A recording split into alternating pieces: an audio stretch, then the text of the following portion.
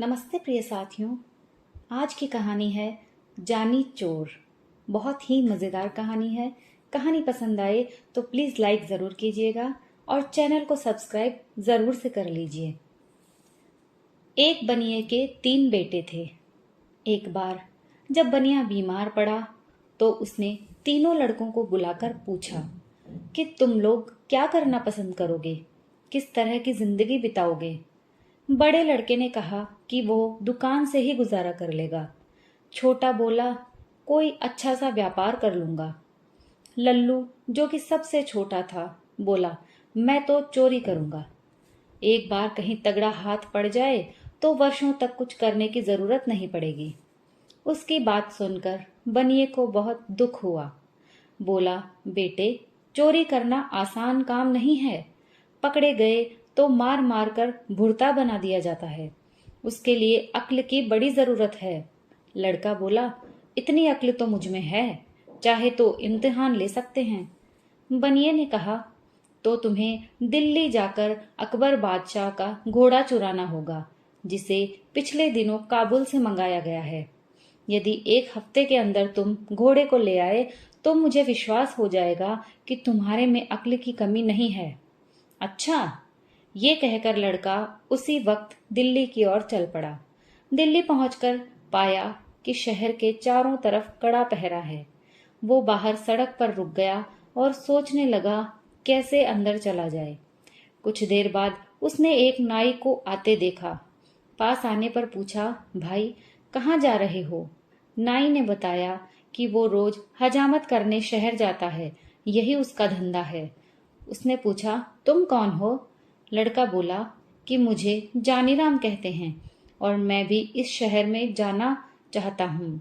नाई ने बताया कि शहर के अंदर वही आदमी जा सकता है जो कुछ काम करता हो। फालतू आदमी को शहर में नहीं घुसने दिया जाता। ये सुनकर जानीराम सोचने लगा कैसे शहर में घुसा जाए। नाई से वो बोला अच्छा भाई, मैं वापस ही लौट जाऊंगा, लेकिन मेरी हजामत तो बनाते जाओ। नाई ने उसकी बात मान ली। बोला बैठ जाओ। जानीराम बैठ गया, किंतु पानी ना होने के कारण हजामत कैसे बनती। तभी जानीराम ने दूर एक तालाब की ओर इशारा किया।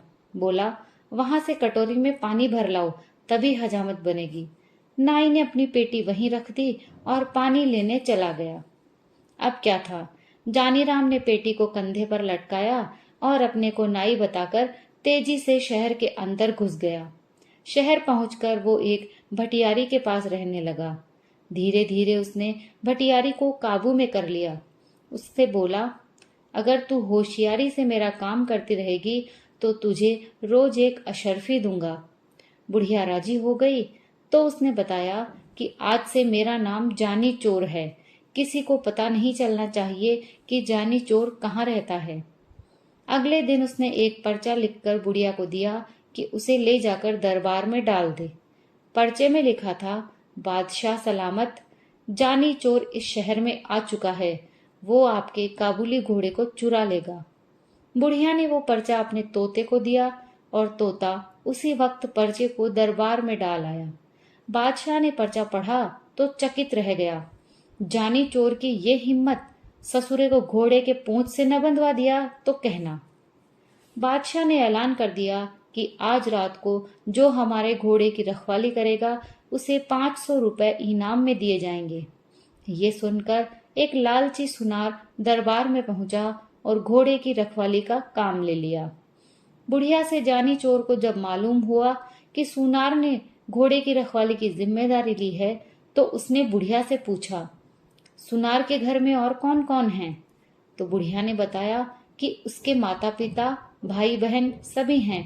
उसका एक लड़का जवान है जो नौकरी करने परदेश गया है और कई वर्षों से घर नहीं लौटा है।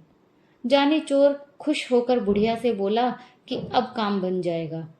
तू लोहा, पीतल और गिलट के कुछ टुकड़े जमा कर उसकी एक पोटली बना ले। बाहर से सुंदर रेशमी कपड़ा लपेट देना। बुढ़िया ने वैसा ही किया। शाम के वक्त जानी चोर ने पोटली बगल में रखी और सुनार के घर जा पहुंचा। घर पर उस रात सुनार की घरवाली और लड़के की बहू थी।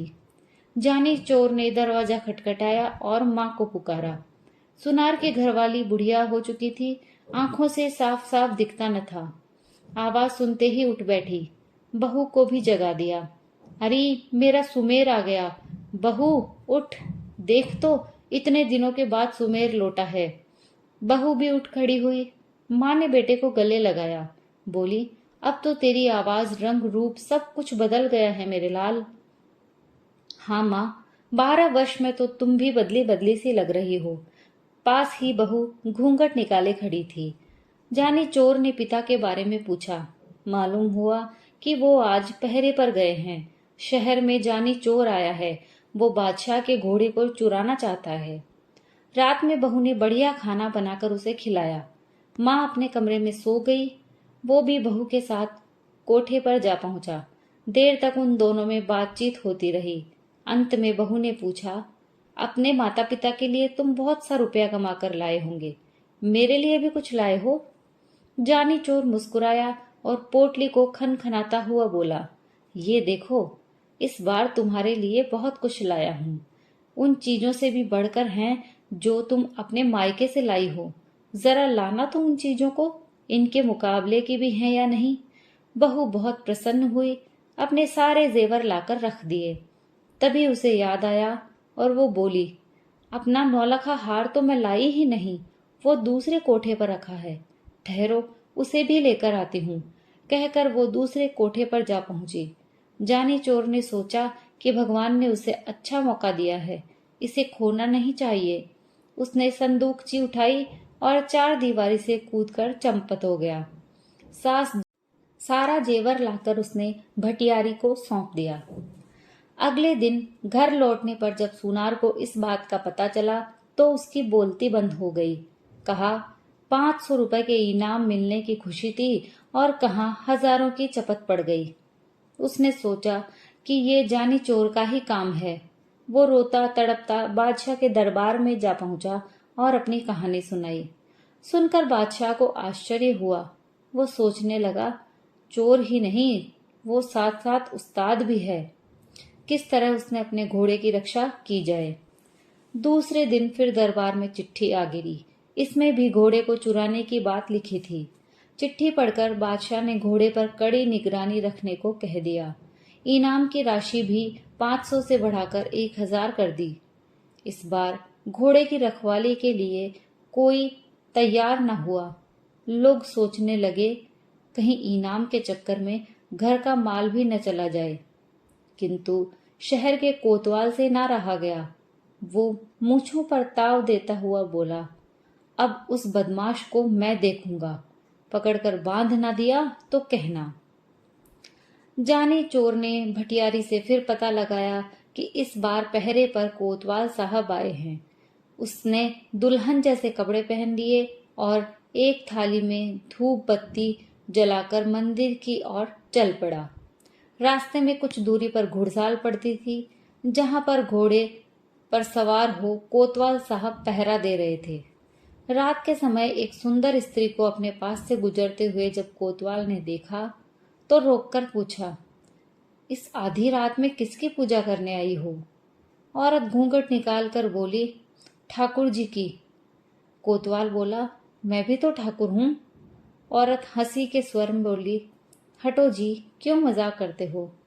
कोतवाल बोला, मजाक नहीं, सच कह रहा हूं। तुम ठाकुर की पूजा करने चली हो, जबकि ठाकुर स्वयं तुम्हारी पूजा करना चाहता है। अच्छा, तो चलो वहां मंदिर में चलकर पूजा करना। ठाकुर खुशी से उछल पड़ा और उसने अपने घोड़े को साथ लेकर मंदिर में चला आया।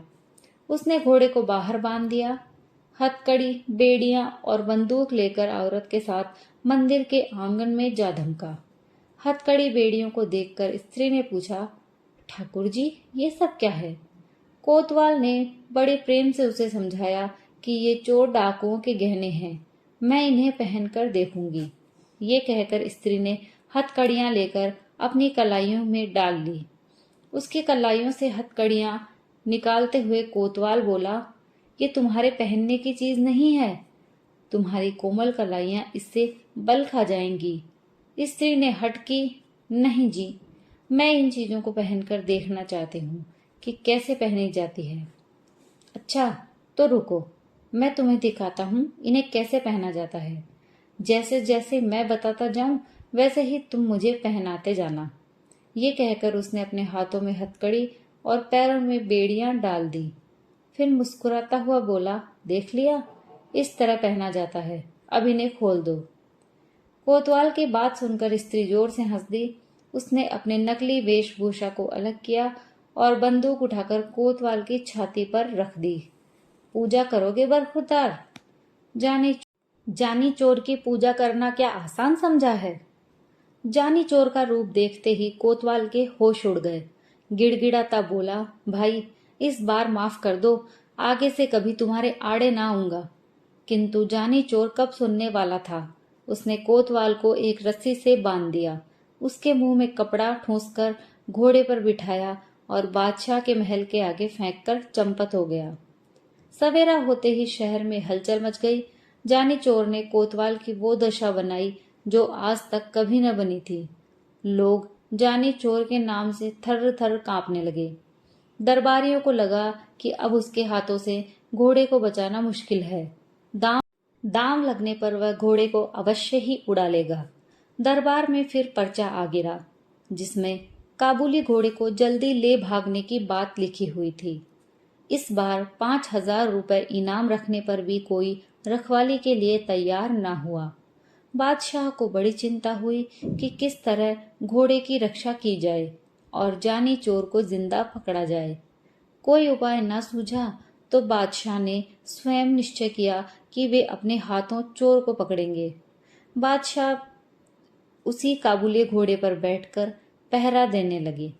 जानी चोर ने पता लगा लिया कि इस बार स्वयं बादशाह पहरे पर हैं। वो एक बुढ़िया का रूप बनाकर मंदिर वाली सड़क पर जा बैठा और चक्की आगे रख अनाज पीसने लगा। सड़क के किनारे बुढ़िया को अनाज पीसते देख बादशाह ने पूछा, इस वक्त किसके लिए अनाज पीस रही हो? बुढ़िया हांफते हुए बोली, क्या करूं सरकार, बुढ़ापा बहुत बुरा है और उससे भी बुरी चीज है गरीबी। दिन में मोहल्ले के बच्चे पगली कहकर चिढ़ाते हैं, इसलिए रात में यहाँ आकर काम करती हूँ। अभी अभी एक सिपाही आया था, पीसने के लिए गेहूं दे गया है, अभी आकर ले जाएगा। ये सुनकर बादशाह घोड़े से उतरे। उन्होंने पूछा, क्या नाम था उस सिपाही का? बुढ़िया ने माथे से पसीना पोंछा। बोली, नाम तो सरकार वो जानी जानी कुछ बता रहा था। बादशाह को विश्वास हो गया कि वो ही जानी चोर है। उसने बुढ़िया से पूछा, कितनी देर में लौटकर आएगा? आता ही होगा सरकार। बादशाह ने सोचा, चोर को पकड़ने का इससे अच्छा मौका नहीं मिलेगा। वो बुढ़िया से बोला, तू मेरे कपड़े पहन ले और मुझे अपने कपड़े दे ताकि मैं उसे पकड़ सकूं। वो सिपाही नहीं, चोर है। मैं उसे पकड़कर बादशाह के पास ले जाऊंगा। फिर बादशाह ने अपने कपड़े पहनाकर उसे मंदिर के आंगन में भेज दिया। साथ ही अपना काबुली घोड़ा भी उसके हवाले कर दिया।